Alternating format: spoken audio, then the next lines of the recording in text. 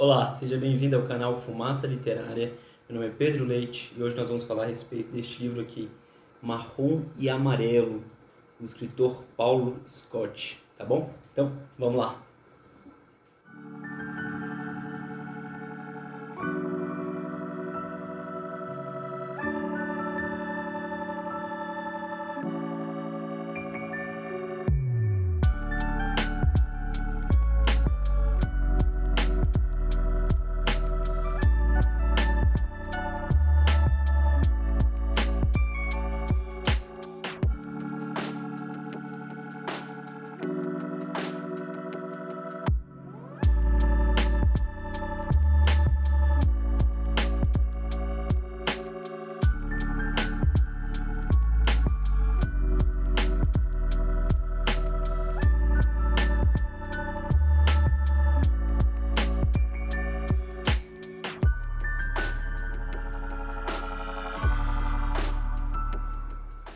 Olá, amigos e amigas, sejam muito bem-vindos então ao canal Fumaça Literária.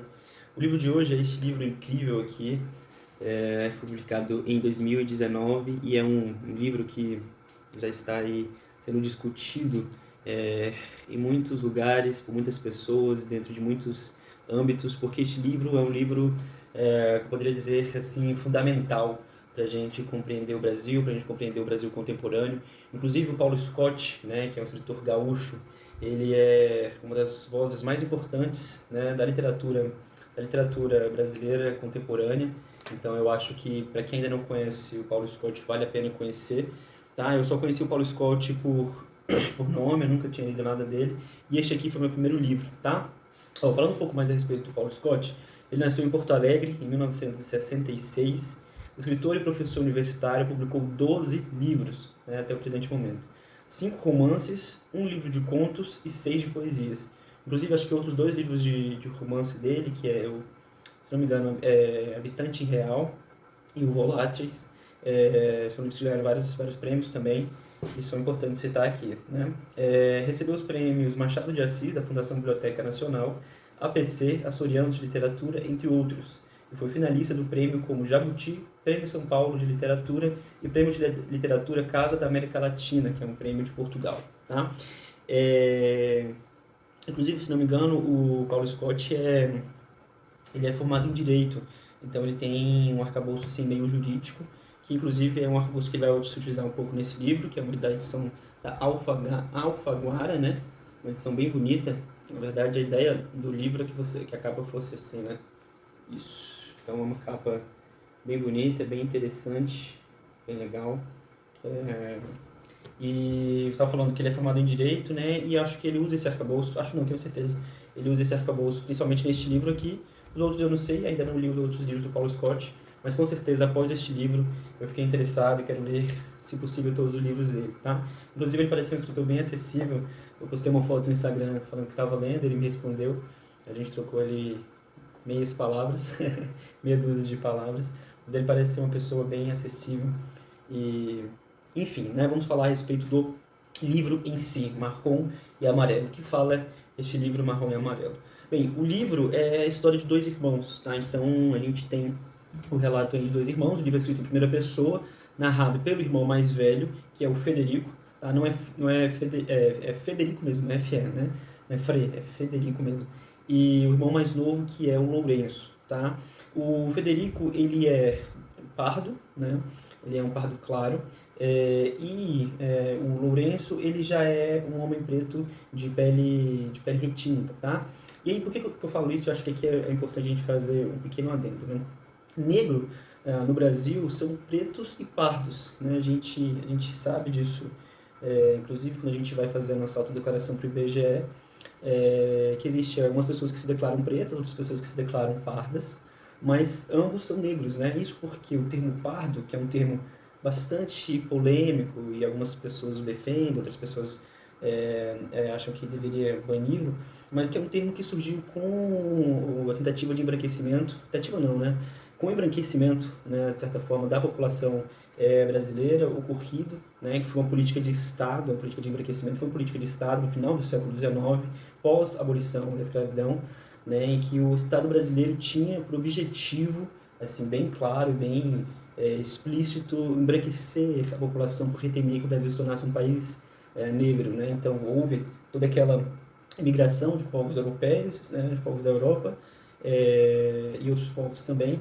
Então, o termo pardo ele surge como uma forma de apagar a negritude, de apagar os traços negros dentro da população, ao momento em que cada vez que você vai se embranquecendo, mais as gerações vão se embranquecendo, mais elas vão ganhando um certo espaço mais dentro daquela sociedade cassista, né? Então, de certa forma, você se reconhecer como pardo, você estaria ali se afastando da sua negritude, né? Ali no começo do século XX. Hoje a gente já sabe, a gente tem uma consciência, né, de que os pardos também são negros, né? E isso é uma das coisas que, inclusive, o livro vai tratar, essa questão do colorismo, que é uma questão bem complicada, uma questão que eu acho que está na essência do Brasil. Se a gente quer discutir o Brasil contemporâneo, a gente tem que discutir a questão do colorismo, e o Paulo Scott trata isso de forma muito, muito eficaz, né? E por isso que você tem o irmão que é preto e outro irmão que é pardo, mas ambos são negros, né? Inclusive algumas pessoas que são contra o termo pardo falam que na verdade o correto seria dizer preto de pele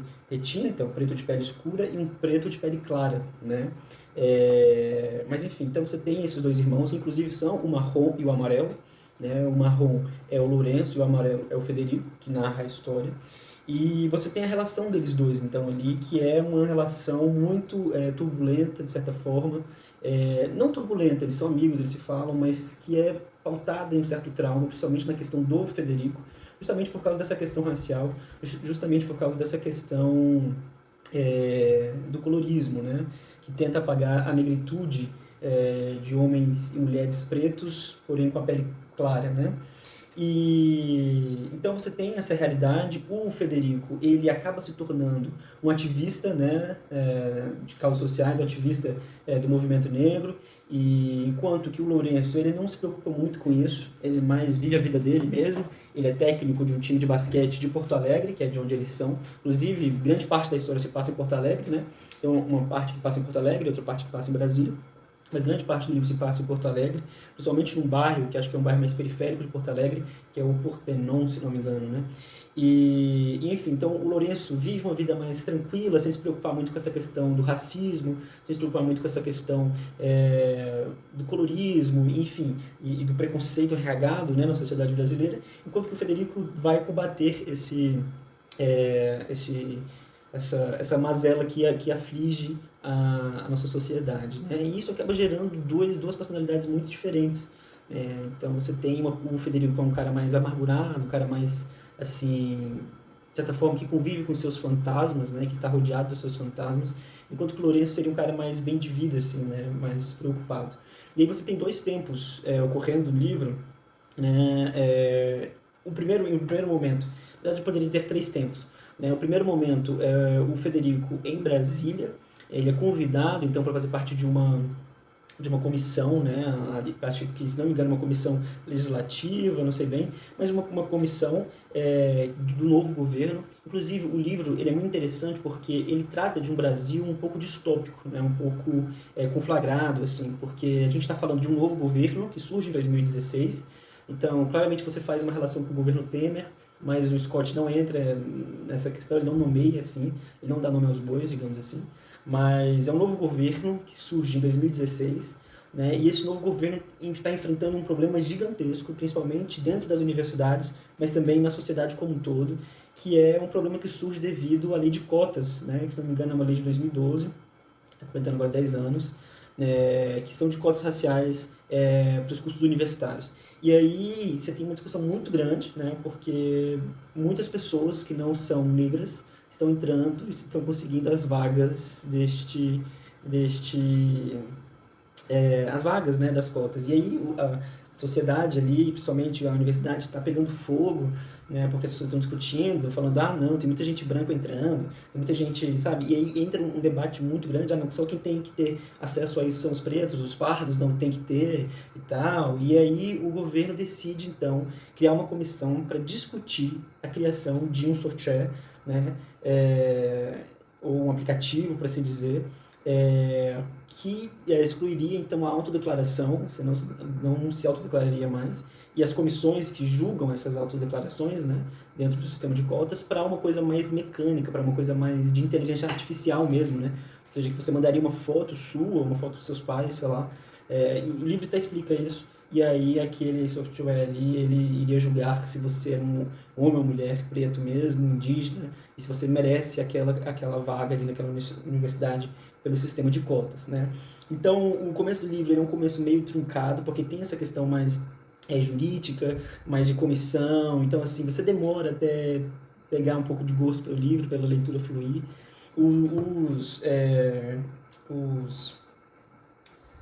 Os parágrafos do Paulo Scott são, assim, bem grandes, né? Ele tem uma escrita narrativa bem particular dele, com uma pontuação bem específica. Então, assim, tem que ter um pouco de paciência, mas depois, com o tempo, conforme você pega, a leitura flui bem tranquilamente, tá? E aí, então, tem esse primeiro momento que ele está nessa comissão, e aí depois acontece uma coisa que a sobrinha dele é presa porque numa manifestação contra um despejo que está ocorrendo lá em Porto Alegre, ela é pega portando um revólver, né? Então ela é presa, e aí o irmão dele liga para ele, né, desesperado, pedindo para ele ir lá ajudar, enfim, já que ele é o irmão mais velho, né? E aí o Federico volta para Porto Alegre, né, que é a sua cidade natal, e aí a gente tem um segundo tempo, que é o Federico tentando ajudar ali aquela situação toda, e existe um debate bem interessante a respeito sabe, da militância, até como que a militância pode, de certa forma, adoecer as pessoas que são mais ali na linha de frente, combatendo e tal, né? Então a gente tem uma narrativa muito interessante que vale muito a pena para a gente pensar, né, sobre a questão do ativismo político, do ativismo social e da militância, né? Porque a sobrinha dele, que é a Roberta, você percebe que ela está claramente traumatizada, né? E aí a gente tem um terceiro tempo, que é algo que aconteceu há não sei quantos anos atrás, mas que vai influenciar bastante ali na história do Federico.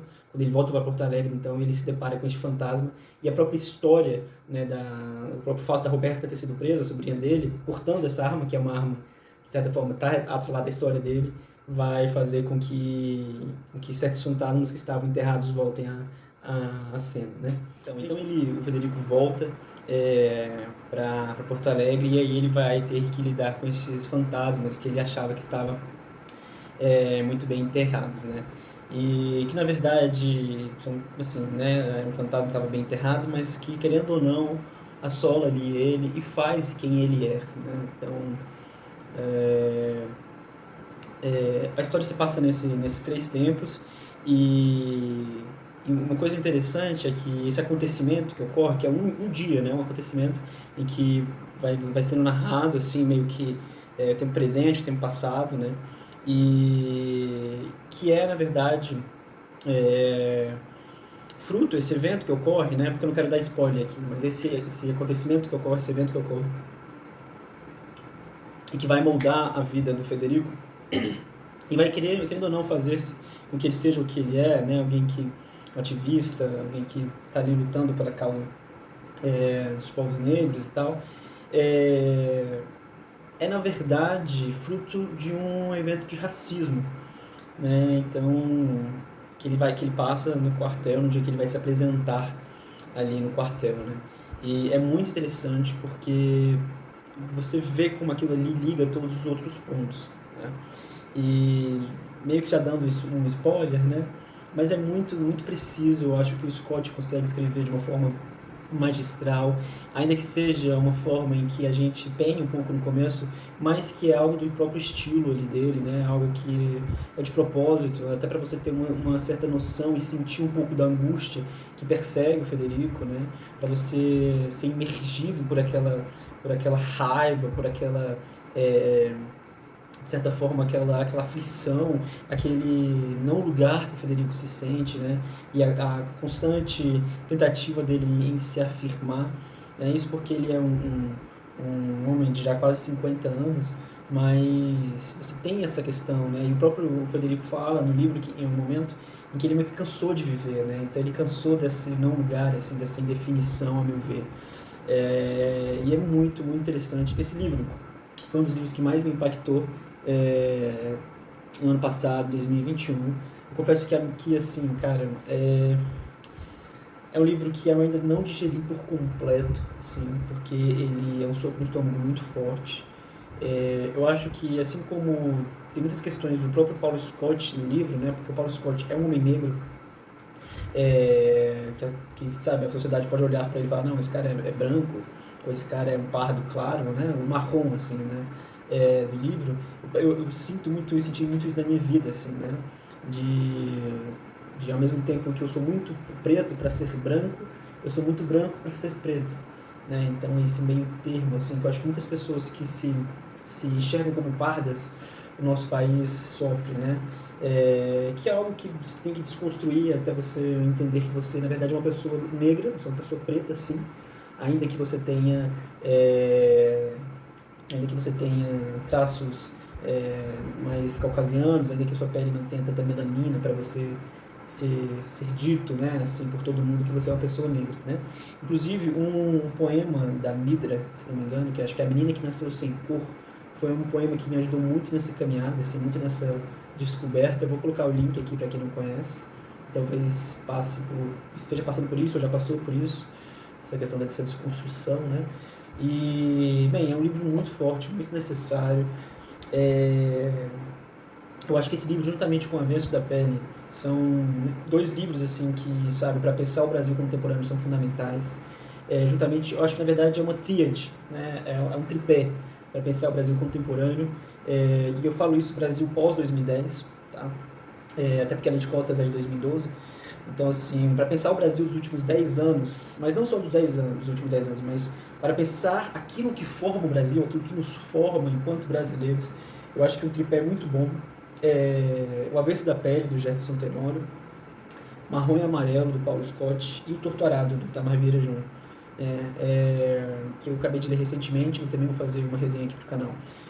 O Torturado, né, explodiu aí, tá todo mundo falando dele, que bom, cara, mais do que merecido. É um livro que trata muitas questões do Brasil, mas eu acho que o Marrom e o Amarelo e o Avesso da Pele também devem estar aí nas nossas leituras, tá bom? Então, falando de leitura, eu selecionei aqui 5 partes que eu quero ler, para que vocês tenham um pouquinho aí a noção do que esse livro está discutindo, né? Então, olha, logo no começo, assim, no primeiro capítulo, não é nem capítulo porque o Paulo Scott não divide o livro dele em capítulo, mas assim, digamos que na primeira página a gente já tem a seguinte definição, assim, do Brasil, né? Brasil, país sonâmbulo, gigante ex-colônia da coroa portuguesa na América do Sul, rotulado mundo afora como lugar da harmonia étnica, da miscigenação que tinha dado certo, lugar onde a prática de homens brancos estuprando mulheres negras e mulheres indígenas tinha ocorrido solta por séculos e, como em quase todas as terras batizadas de um novo mundo, tinha sido assimilada, atenuada, esquecida. Onde, no século XX, nunca ninguém ousou, ao menos não a sério, promulgar lei escrita que proibisse negro de se juntar com branco, branco de se juntar com indígena, indígena de se juntar com negro. País número 1, isolado no ranking das supostas democracias raciais do planeta. Estandarte de um tipo de cordialidade única, episódica, indecifrável, que os desavisados generalizavam como sendo a incomparável cordialidade brasileira. Então, logo no começo a gente tem essa definição, assim, que é tapa na cara logo, né? Já mostra do que o livro vem se tratando. E aí a gente tem aqui, eu separei a primeira fala do Federico na comissão. Ele fala o seguinte: então me senti pronto para dar mostra parcial dos fantasmas que ocupavam meus pensamentos. Fantasmas que foram também as vezes em que me senti constrangido por ser quem eu era. Educado sob a ideia de ser de uma família negra, ideia que virou minha identidade. E moldado no fenótipo brutalmente destoante daquela identidade, dois fatores que, combinados, me expulsaram para sempre das generalizações do jogo esse é preto, esse é branco, me dando um imenso não lugar para gerenciar, aquele não lugar que eu falei, né? Me expulsaram para sempre das generalizações do jogo. Esse é preto, esse é branco. Me dando um imenso não lugar para gerenciar. Fantasmas que me fizeram ser, inclusive, na acachapante miopia do novo governo, a pessoa adequada para estar ali. Então, o Paulo Scott está trabalhando sobre essa questão da hierarquização das cores da pele praticada no Brasil, nessa questão cromática, por assim dizer. Tem uma passagem muito, muito forte, que é a passagem, e em outras resenhas que eu vi, a maioria das pessoas falavam isso, né? Que de fato é uma passagem que, apesar de ser uma coisa corriqueira, mas que choca, que é o fato de que um dia o Federico vai no show com o Lourenço pede para ele bater uma foto dele junto com alguns amigos ali que eles encontraram. E aí o Federico vai tirar a foto e ele vê que tá com flash, e aí ele desliga o flash, né? E tira as fotos porque ele fala, não, isso é coisa de armador, usar flash. E aí o Lourenço fala, não cara, mas se você não usar o flash, eu não vou aparecer na foto. Então isso mostra um pouco aquilo ali que o Federico está vivendo, porque ele é de uma família negra, né? O pai dele é retinto, a mãe dele não se fala, mas acredito que a mãe dele tivesse a pele mais clara, né? E aí ele tem um irmão que é negro retinto e cara, ele luta ali contra o racismo, ele é um ativista, sabe, antirracismo, né, e tal, mas ele não entende, ele nunca, assim, vai saber 100% ali o que o irmão dele sente, o que o irmão dele passa, né, o que as pessoas de pele retinta passam. Então, é bem interessante esse dilema, e talvez até o fato dele ter escolhido esse caminho de ativismo, assim, foi uma tentativa de se afirmar, né. E aí tem uma parte muito interessante, que é quando ele está em Porto Alegre já, e aí ele vai em bar. E aí lá no bar ele encontra com o menino que conhecia ele, e, cara, com o menino que uma certa vez, sei lá, num lugarzinho que eles se encontravam, chegou para conversar com ele, para perguntar sobre o irmão dele. E quando o menino chegou, o Federico logo de cara falou, tipo assim, não tenho esmola não. Eu não dou esmola não tenho dinheiro. E o menininho, tipo, não queria, óbvio, esmola, né? E isso mostra um pouco até da questão, até um pouco de um racismo estrutural enrustido ali, presente no Federico, né? E aí, cara, eu achei essa passagem muito interessante, porque essa passagem entra em várias questões de debate, de ativismo e, sei lá, sabe, de meio que... Claro que isso não é o caso de todo mundo, mas de uma minoria que às vezes está lá combatendo, lá falando e tal, nas redes sociais, em todos os cantos, mas quando vai ver a realidade, o que essas pessoas fizeram pelos seus pontos de origem ali, né, pelo bairro que saíram. E enfim, eu vou ler a passagem que fala o seguinte. Aí, Caio, não vim aqui para agredir ninguém. Caio é o nome desse rapaz, né? Se eu errei contigo 3 décadas atrás, me desculpe. Já falando justamente dessa questão dele ter achado que era um mendigo, morador de rua, né? Acho que melhorei um pouco de lá pra cá. Me desculpe, de verdade, eu disse. Vim aqui no teu bar porque me disseram que era um lugar legal. No meu tempo não tinha um lugar legal como esse daqui um lugar legal como esse daqui nesta zona. Aqui no bairro, falei. Aqui no bairro, ele disse. Pois é, o bairro, cara. Me conta, que trabalho tu fez pra gurizada preta aqui do Partenon nos últimos 10 anos? Nos últimos 15 anos, perguntou. Cara, tu não faz nada pelo teu bairro, acusou. Eu saí da merda porque me deram uma chance e me grudei nela, falou? Que bom, devolvi. E ter saído da merda é o que me autoriza a dizer para o otário Aligor, quando eu encontro um, que ele acha que tá abafando, mas não tá, ele disse. Agradeço a dica, eu disse. Tu é metidão, Federico, sempre foi. Olha tua cor, olha o teu cabelo, o jeito que tu usa esse cabelo lambido. Tu tem essa tua casca de branco, essa pele passe livre do caralho. Tu nunca vai entender o que é ser preto, ser um fudido perseguido 24 horas na tua rua, no teu bairro, na tua cidade. Tu não sabe, tu é um metidão. Por isso que precisa... Por isso, compadre, não vacila. Hoje tu tá aqui, tá de boa aqui no Guitarreiro, vai ver o show da 80, mas não vacila. Vaza dessa tua pose, dessa tua viagem grossa de paladino justiceiro. Não tem mérito nenhum, tu não sabe o que é ser raça. Não te mete a defensor da causa, seu palmito Zé Ruelo, oportunista de merda. E pensa 3 vezes antes de voltar aqui de novo. Se tu vier e eu estiver aqui, pode dar um ruim bem grande pro teu lado. Te aligeira. E virou um martelinho de vodka, que estava servindo. Deu um batidinho no ombro dele, Larguei o valeu mesmo e me afastei do balcão. Fui pro fundo do bar. O show começou 15 minutos depois. Então essa questão, e até a própria questão de um certo, racismo entre pretos e pardos, né? Uma questão de que, não, você não é negro, não. E ele fala isso, né? Seu palmiteiro de merda. Então o Scott trabalha isso de uma forma muito, muito interessante, muito exemplar. Tem outra passagem também que é muito legal, que é quando ele começa a confrontar a mãe dele, assim, justamente sobre essa questão da negritude, né? Ele fala o seguinte: deve ter sido difícil para ti colocar eu e o Lourenço na mesma gaveta, eu falo. Ele está falando com a mãe. Somos uma família, Federico. Estamos os 4 dentro da mesma gaveta, diz. Mas se tu não tivesse tido um filho escuro e um filho desbotado, e no lugar tivesse 2 filhos desbotados, 2 filhos escuros, tu nunca ia ficar batendo nessa tecla de que a gente é uma família negra, provou. Pode ser mais explícito, mocinho, ela diz. Esse negócio de ser negro, mãe, é que às vezes as pessoas estranham isso de eu me afirmar como negro, isso de eu demarcar que sou negro, eu explico. Mas tu é negro, um negro pardo, ela observa. Qual é o drama? Pergunta. O que eu estou querendo dizer é que mesmo que eu fale para as pessoas que eu sou negro, isso é pouco, porque eu não entendo quase nada do que é ser negro, falando em termos culturais. Se não fossem os churrascos nos domingos que a gente passa, de vez em quando na casa dos primos do pai, nem o que é samba de verdade eu ia saber direito o que é.